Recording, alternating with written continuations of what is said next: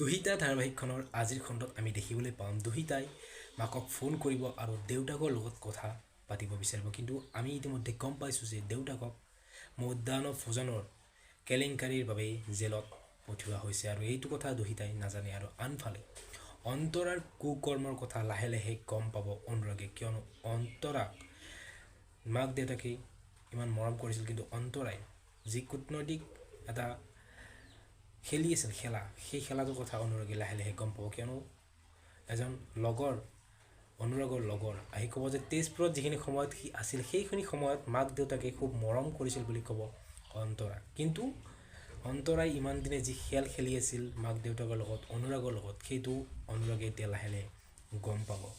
আৰু এফালে আমি দেখা পাম দুহিতাই দেউতাকৰ খবৰ ল'ব বিচাৰিব, আৰু আনফালে অন্তৰাৰ যিটো ইমান দিনে চলি অহা কূটনৈতিক এটা খেল, সেই খেলটোৰ কথা গম পাব এতিয়া অনুৰাগী।